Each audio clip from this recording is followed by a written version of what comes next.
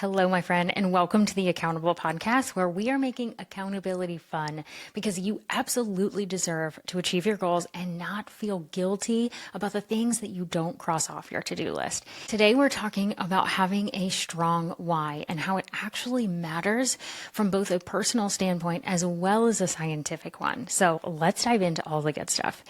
Your goal needs a really strong why. And it sounds really silly when I start to talk about this because of course it should matter, right? But the thing is that very easily we slip into what I like to call the should trap, where we feel like we should create that membership in our business. We should have the Pinterest perfect home. We should make more money. We should run that marathon. And we set a goal that we originally think that we actually care about, but in reality, we don't internally care about it.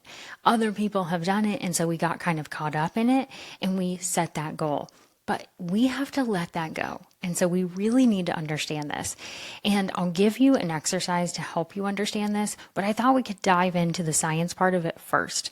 So there's a psychologist, Frank Small, and he is at the University of Washington, and he talked about the things that are really essential to goal setting, and he called them the ABCs.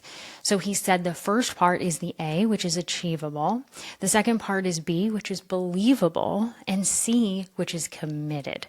So these are the three things that he said you need all of these things. And he goes on to talk about why, but you have to actually be able to achieve it. It needs to be in the realm of possibilities, even if you don't know exactly how.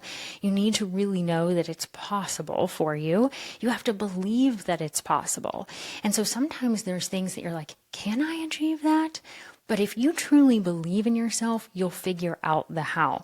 So that's where that believability comes in. And then you have to be committed. And this is where we have to really think about the internal, the intrinsic motivation, because if you're not committed, if it's a very surface level goal, it's falling into that should trap, you're going to give up when the going gets tough, which it's going to, because I don't know about you, but any goal I've ever set that's like, this is stretching myself a little bit. It's hard. It's hard to do that. So we have to commit to, yes, the goal, but also the process and the effort it's going to take to achieve the goal. And when we think about what trips us up, there's also a professor at the Department of Psychology and Brain Science, which sounds super fancy, at the University of Delaware. Her name is Naomi Said. I hope I said that right. And she says this: research shows that we tend to break our long-term goals or slip under certain circumstances. So if you've had a really stressful day or you're really tired, those sorts of environmental situations can make it more likely that we'll do something impulsive, like break our diet. And this is why we have to know when we believe it's possible, when we know we can achieve it, even if it takes longer, even if it's hard, and we're truly, truly committed, we can make it past those environmental circumstances. It doesn't mean you're going to be perfect. It doesn't mean you're never going to slip up and fall into a normal habit that you have, but it means you can recover. It means you can actually get back up instead of saying, well, I can't do that, and throwing up your hands and giving up. It means when you're committed, you can say, okay, I missed this, but I can keep going. And the thing that we have to remember is that our brains are wired to go back to the normal routine. That's why when things are hard, we go back to what feels really comfortable. There's a lot of research that says this. Our brain is really wired to do the thing to keep us safe and to keep us comfortable.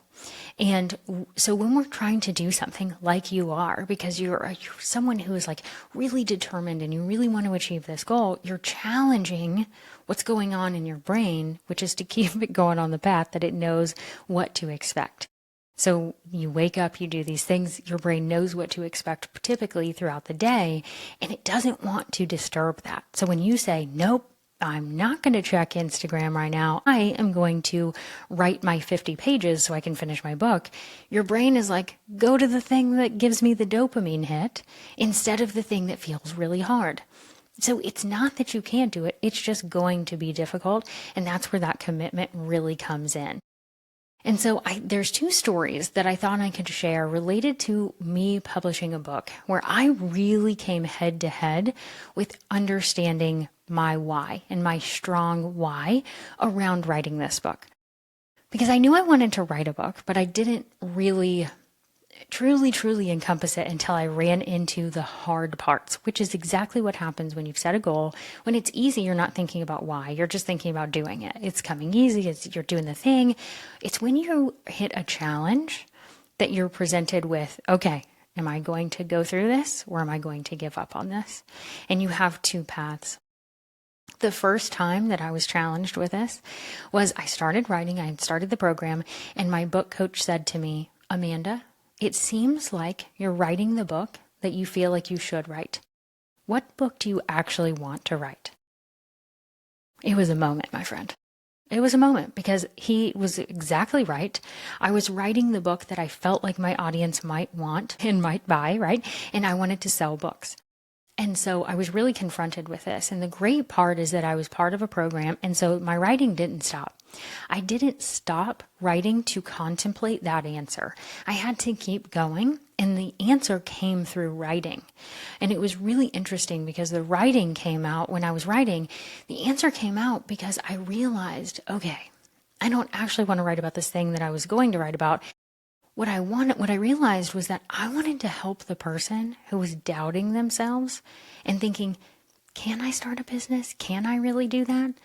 Because I remembered that feeling and I wanted to help that person in that moment. And so what came on the other side was my book, which became Why Not You? An Accidental Entrepreneur's Guide to Success, which I'm very excited to share with people now because it's the one I really wanted to write. And once I hit that answer, it was much easier for me to navigate the hard things. So the takeaway here is that if you hit a hard spot and you don't want to keep going, it's an opportunity to ask yourself, do I really want this? Or did I fall into the should trap and I'm doing the thing that I think I should be doing? So see that as an opportunity. When you hit the roadblock, it's hard. Maybe something completely fails basically on paper, like things aren't working or whatever it is, and you feel like it was a failure. Take it as an opportunity to ask yourself, do I really want this? Because if the answer is yes, it's going to be worth continuing to push through and figure out all the other things that are coming in front of you. But if the answer is no, I don't actually want to do this, it's time to let it go and be okay with letting that goal go because goals absolutely change over time. The other time I ran into this was when I had, if you know me at all, if you don't, you'll know me a lot by me sharing this. I love planning and I love structure. So for me, when I started writing my book, I was like, Wednesdays, I'm going to write. I laughed so hard. I really thought that that could happen. Wednesdays are going to be my writing day. It's going to be great. That is not what happened. A few weeks into the program, my husband and I ended up moving his father into our home and we became his caregiver. Now, I wouldn't change a single moment of that. I have wonderful time that I get to reflect on now and I cherish that so much. And so it wasn't the situation that like I'm talking about, like I wish that was different. No, I don't. But the reality of the situation was writing on Wednesdays was a luxury, right? My schedule was completely bonkers. Everything was not where I thought it would be, right? And as someone who loves structure, it really could have thrown me off. But what happened was, because I really wanted to write this book, I somehow figured it out. I wrote early mornings, I wrote late nights, I wrote on the weekends, I wrote in hospital rooms, I wrote in the car. I wrote because I was figuring it out. I was figuring out the how because it was so important to me. You can think back to times in your life when you've done this too. Chances are things have been hard for you and you came out on the other side and you did it because it was important. And your why was super strong. In other times, you've given up on things because the why wasn't strong enough. And the thing here that I really want us to understand, the takeaway is, I don't want you to judge yourself or be mad at yourself because the why for a certain goal isn't strong. That is great. Let it go. Let that goal go. You don't have to have that. It would be better for you to say, I don't actually want that, and to pursue something you actually care about. Because if you're going to put energy and you're going to put effort into doing something, I really want it to be something that you care about and that you're going to be so happy that you actually achieved. Because too many people get to the goal at the end. They've pushed, they've put in all this effort, all this energy, and they've pushed, and they've gone through and they get the thing. They do the thing and they're empty. they're not happy because they didn't care about it. That goal was not the thing that they cared about. It wasn't intrinsically motivated in them to achieve that goal. So I really want you to care about it. It's not just me about this. Those were two of my stories, was not just me. All of my clients have navigated this. One of my clients, Jessie, we were working together and she was just not taking the action. So we were working together for several months, and about 30 days in, I asked her and I said, it seems like you're not, like, we map out these action items and you're not really taking those action items. You're doing things, but it's not really in line. So what's going on? And through talking, her goal was to increase her revenue, but those things weren't happening. And what she ended up sharing with me in about 30 days in was that the reason that she wanted to make more money in her business was because she wanted to pay off debt. When she said that, things changed. We realized, okay, that's the deeper why. Let's figure this out. She changed how she approached different things, and she paid off her debt within the next 2 months. It was incredible to watch that quick shift. It really, really happened, and she knew her goal. We celebrated each time she could make a payment towards her goal, and it was remarkable to see the difference. Another one of my clients, Carrie, she was feeling so stuck. She didn't know which path to take, and she was like, I have all these ideas and all of these things, and everything felt like it was pulling at her, and she has a lot of different things just like you doing in her life, and she was really feeling stuck. So we talked about it, and she actually ended up tearing up and crying a little bit in a happy way on the coaching call that we talked about this, because she realized that she was finally honest with herself about what she wanted to do. And once she did that, she was able to make changes in her life and in her business to help her do the things she was truly, truly called to do. And so she was able to break that should cycle. And I love that she's able to take the actions that are more aligned with her. And now she gets to help women get the toxins out of their home and out of their bodies, because it helped her so much and she became healthier. And now she gets to help other women do that. And it's such a wonderful thing. And you can do that too. All you have to do is be honest about what you actually want.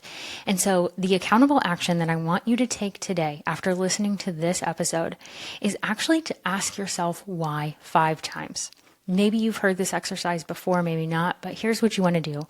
You want to ask yourself what your big goal is. What's that big vision that you're going for? Maybe it's this year, maybe it's next year, maybe it's the next 5 years, but you're really saying, this is the thing I want to do. And I want you to pretend that you and I are together, and that you tell me the goal, and I ask you, why is that important to you? And you tell me why. And then I ask you why 4 more times. And once you get to that 5th layer, you're pretty dang close, if not right on, why it's internally important to you. And this is something that I really want you to do. If you know you're going to struggle with that, have someone help you go through that. Maybe it's a spouse, maybe it's a partner, maybe it's a friend, it could be a therapist. That would be a great person to do this with. Or if you want to work with a coach, of course, I would raise my hand and say, I'd love to help you do that. You can go to my website anytime and see what options I have available. But what I want you to do is get help. Get help. If you know that this is going to be a struggle for you, don't do this alone. Go through this exercise and say your goal and ask yourself, or have someone else ask you 5 times, why do you want to do that? So that you truly know why it's important to you. And then you can actually take action, and you'll be more likely to take the action through the hard stuff when you do this. So I'm really excited for you to take this action today, because this is going to make a huge difference in your goal setting and goal achievement process, because you're going to be intrinsically motivated. It's going to be a big deal for sure. But I want you to always remember that I believe in you in moments that you don't believe in yourself. Please keep going, because your goals matter. You've got this even in the hard times. And until next time, keep being accountable.